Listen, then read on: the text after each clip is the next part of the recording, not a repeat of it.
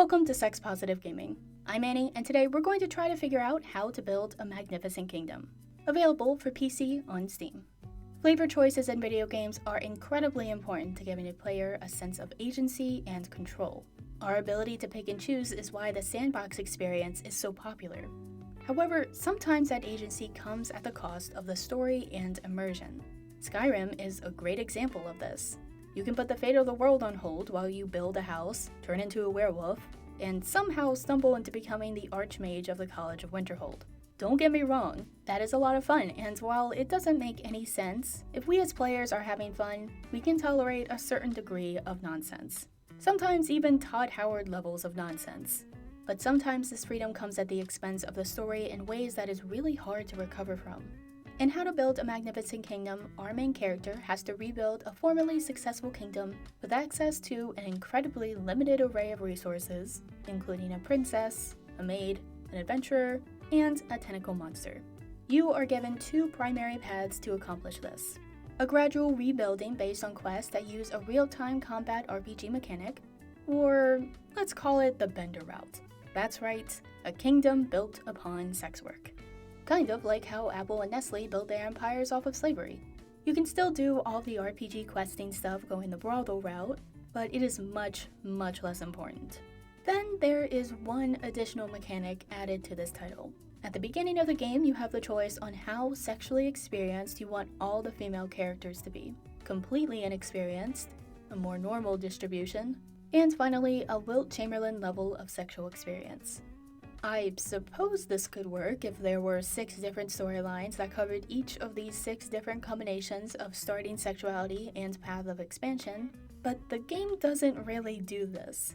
There are some minor dialogue changes in certain situations, but the game and main plotline are fundamentally unchanged.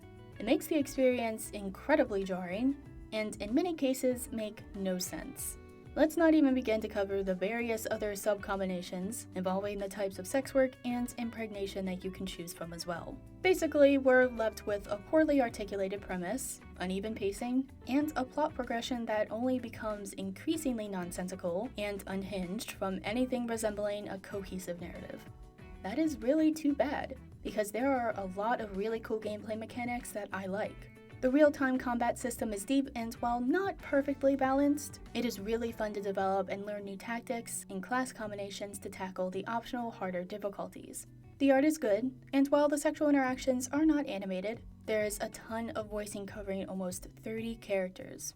The soundtrack is great, and I really like the choices that you're presented with in the kingdom management system. It is deep enough that it feels like your choices actually impact how the kingdom develops. Flavor-wise, this is a mostly heterosexual management game, with lesbian, group, monsters, monster girls, corruption, exhibitionism, magic, BDSM, and power exchange. As I mentioned earlier, there's also optional sharing, sex work, impregnation, and whatever you want to classify interactions with Goro as. I did find myself wondering if you could actually build a viable kingdom on the back of sex work. If we were to separate all of our shared socio-cultural sexual hang-ups from the equation and combine that with the game's level of control in choosing clientele and sexual activity, is a princess working in a brothel any different than a CEO having a business meeting? I really have no idea.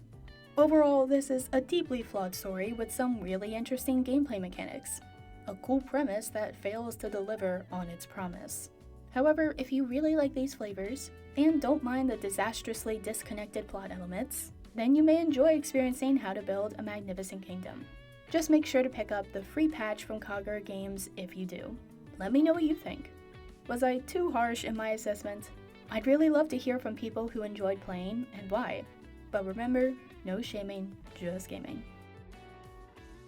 Thanks to all this month's support on Patreon. I wouldn't have been able to do this without you all.